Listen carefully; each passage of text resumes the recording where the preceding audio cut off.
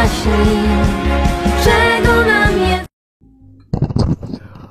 kabar Barbie kabar Abi tuh Alhamdulillah. Di video kali ini aku mau menceritakan sebuah film yang akan membuat pikiran kita tuh tertampar ya, dan begitu kaget pastinya bahwasannya Putri Duyung itu bentuknya tidak seperti yang kita bayangkan dan yang kita tonton selama ini di televisi. Lalu kita juga akan diberi jawaban tentang pertanyaan-pertanyaan yang selama ini ada di benak kita tentang bagaimana Putri Duyung berak dan pipis. Lalu bentuk dari lubang pipisnya tuh kayak gimana gitu. Anda penasaran? Oke, prolog sebentar ya. Film ini menceritakan tentang dua gadis Putri Duyung yang penasaran dengan kehidupan di daratan, namun malah terjebak kisah cinta seorang pria yang mengharuskan salah satu gadis mengamputasi ekornya dan menggantinya dengan vagina manusia yang asli, yang tentunya akan ada hal buruk yang terjadi. So, tanpa berlama-lama buat kalian yang udah bayar parkir terima kasih, dan yang belum silahkan tekan tombol like-nya. Lalu check this out.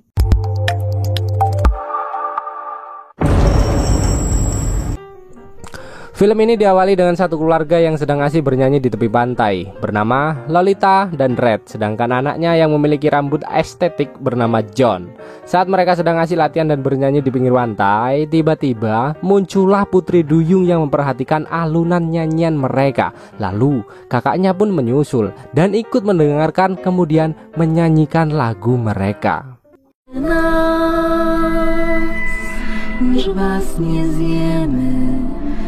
Perhatian mereka berpusat pada John yang begitu tampan menyerupai opa-opa Korea. Lalu mereka tiba-tiba berhenti karena melihat ada dua gadis berwarna pink di pinggir pantai. Dan film pun dimulai dengan teriakan Lolita.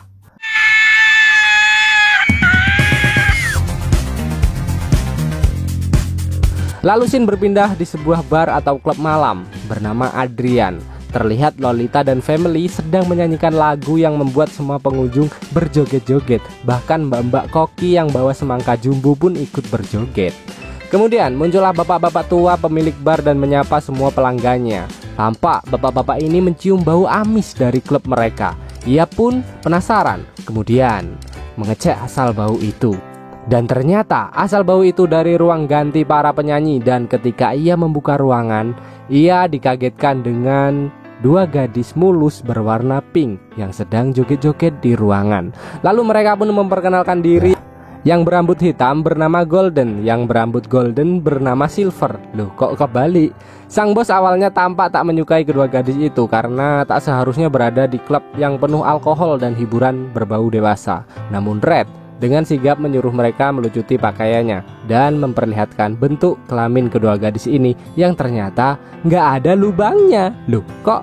Bosnya pun begitu terkejut dan excited melihat keempat gunung pink mereka. Kemudian Red menyiramkan air ke tubuh para gadis ini dan voila, muncullah dua ekor yang menjuntai. Menurut saya ekornya bukan kayak duyung, melainkan kayak ekor ikan gabus sih ya. Red lalu menunjukkan serabi lempit Silver kepada bosnya yang berada di ekor. Kedua gadis pun hanya tertawa-tawa kegirangan memperlihatkan serabi lempit milik mereka yang dengan frontal dicolok-colok dong bapak-bapak, anjir lah. Entah apa yang dipikiran bapak-bapak ini. Ia lalu memutuskan untuk menggenjot kedua gadis ini. Dirasa serabi lempit Putri Duyung ini pantas untuk diacungi jempol. Pak Bos pun seperti mendapat ide untuk memperkerjakan kedua gadis ini di klub malamnya sebagai penyanyi dan penari erotis yang tidak memakai kutang. Singkat cerita, malam pertunjukan dimulai. Kedua gadis ini dengan leluasa menari di atas panggung menggunakan baju berwarna merah yang begitu anggun. Lalu di puncak acara, mereka melepas baju dan segera berubah menjadi Putri Duyung dan membuat para penonton takjub akan pentil pink mereka. Waduh. Alah, cocok batal posoku.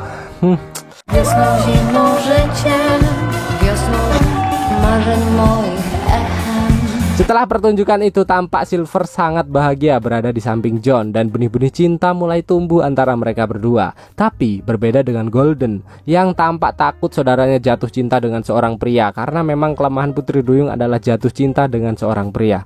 Kok bisa gitu? Nanti pasti ada jawabannya. Lalu Shin memperlihatkan Golden yang berada di bar dan ketemu dengan om-om bermuka sakne.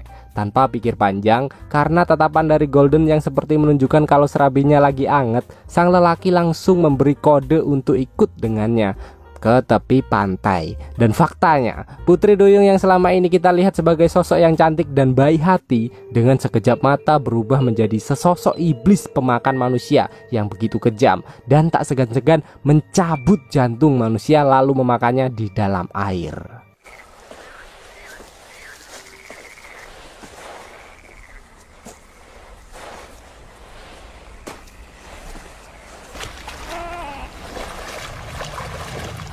Di sisi lain tampak John dan Silver yang sedang ingin melakukan pergenjotan. Namun di sini John bingung karena Silver tidak memiliki lubang serabi lempit. Akhirnya Silver menenggelamkan tubuhnya ke dalam bak mandi dan menyuruh John untuk menancapkan batang ke lubang yang berada di ekornya. Sontak John yang merasa jijik pun menolak karena bagi John ia hanya menganggap Silver sebagai hewan dan tak mungkin ia berhubungan badan dengan hewan. Lalu dengan lapang dada Silver menerima tolakan itu dan memilih hanya mengenyot John di dalam air. Waduh, mantep.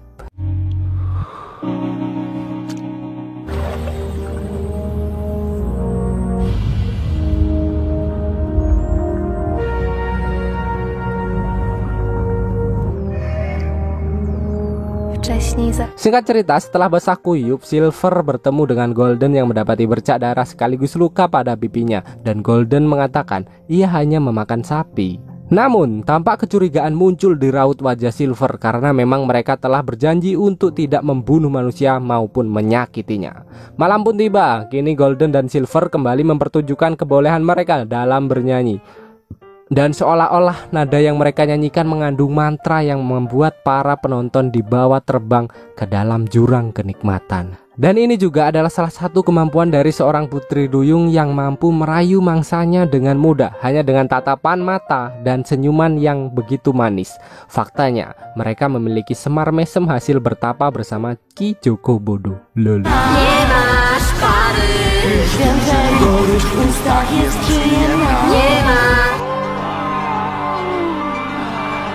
Bawagan po karnależ zwęglony.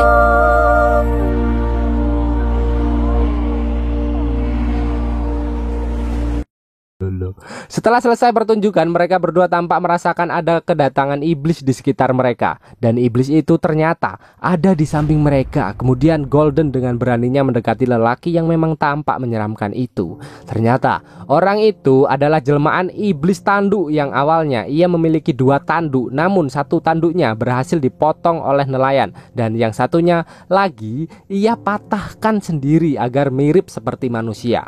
Kemudian ia melihat Silver yang tengah mengenyot batang John dan menyuruh Golden untuk memperhatikannya, sembari mengatakan apabila Silver sampai jatuh cinta kepada John, maka ia akan berubah menjadi busa lautan ketika matahari terbit.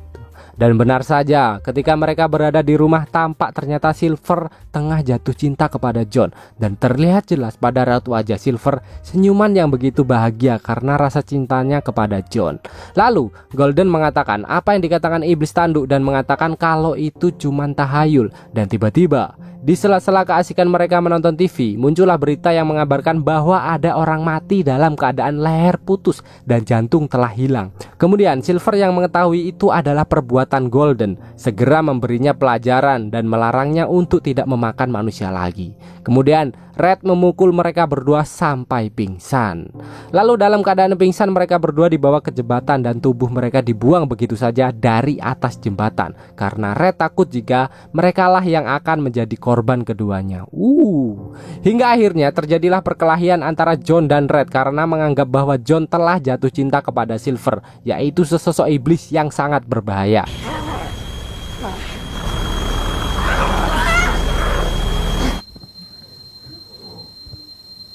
Di sisi lain, ternyata Golden dan Silver kembali naik ke daratan, lalu melihat kedua orang pria malang yang tentu saja menjadi santapan kedua iblis cantik ini.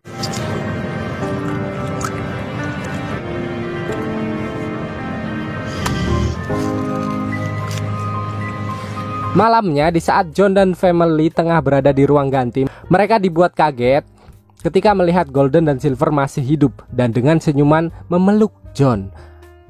Akhirnya, Red meminta maaf kepada mereka karena telah menjahati mereka. Padahal selama ini mereka telah bersikap baik karena tidak memakan mereka, sembari mencium tangan amis Golden. Sebaliknya, Golden juga mencium tangan Red, namun memberikan sedikit pelajaran kepada Red dengan memakan jempol tangan Red sampai putus.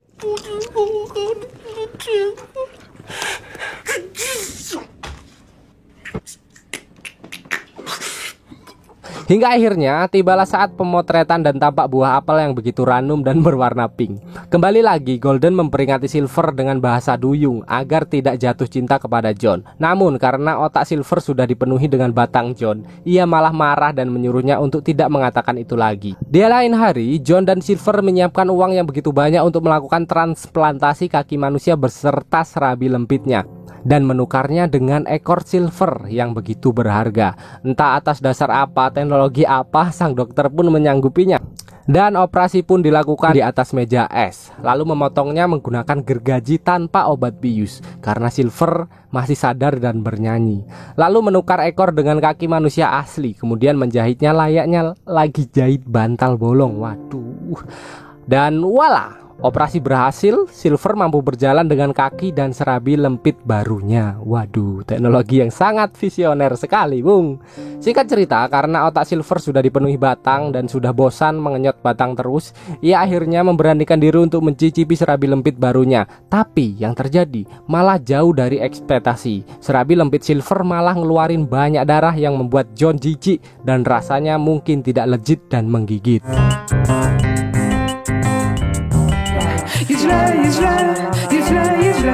Di lain hari ketika John mengikuti audisi gitaris, dia pun bertemu dengan wanita muda yang gak kalah cantik. Dan akhirnya mereka pun menjalin hubungan lalu melakukan pergejotan duniawi. Sementara itu Silver langsung merasakan ada yang berubah dari John dan dengan tak sadar meneteskan air mata. Dan konyolnya, ternyata besok adalah hari pernikahan John bersama kekasih barunya. Silver dan Golden hanya menatap hari bahagia John dengan senyuman yang begitu tulus, walaupun sebenarnya sakit teramat perih dirasakan oleh Silver. Namun dipendamnya dalam-dalam dan ditimbunnya dengan sejuta senyuman hingga tampak tak ada kekecewaan muncul di raut wajahnya. Bahwa pengorbanannya selama ini tak pernah dihargai John, walaupun nyawa dipertaruhkan hanya demi John agar mampu merasakan nikmatnya serabi lempit. Sakit cuk, sumpah. Di tengah-tengah kesedihan Silver, muncullah Golden yang mengatakan, "Semua perkataanku benar kan? Jangan pernah jatuh cinta sama pria, karena pria itu lebih jahat dari kita. Sekarang bunuhlah John agar kamu tidak menjadi busa lautan pada pagi hari."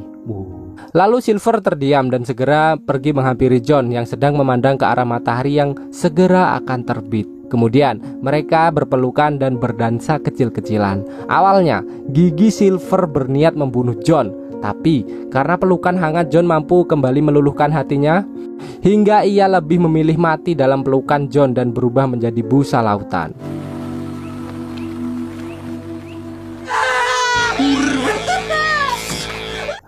Di sisi lain, Golden yang tak terima bahwa saudaranya harus mati konyol karena seorang pria dengan brutalnya menghantam tubuh John dan mengoyak lehernya hingga kerongkongannya putus. Kemudian sembari menangis, ia berlari ke dalam air. Lolita dan Red hanya terdiam melihat kejadian itu, seolah mereka sudah mengetahui inilah resiko jika mempermainkan hati Putri Duyung.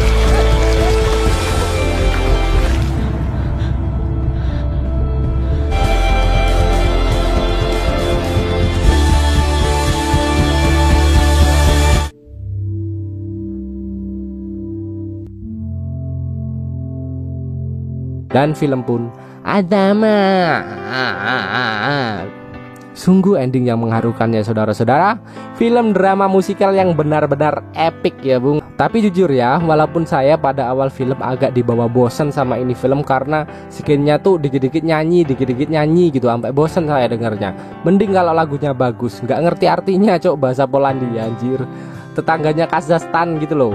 Tapi kalau kita memahami alur filmnya, kita akan dibuat begitu takjub atas pesan moral di film ini, di mana manusia adalah makhluk yang tak pernah puas dan akan mati dalam keadaan tidak puas juga jika ia tak bersyukur dan menerima kekurangan yang ada. Sedangkan Putri Duyung adalah makhluk yang secara biologis melampaui manusia dan merupakan predator manusia.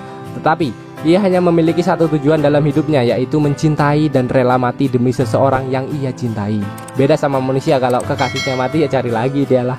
Oke lah, sampai di sini aja dan salam serabi lempit. Parkirnya jangan lupa ya dibayar. See you.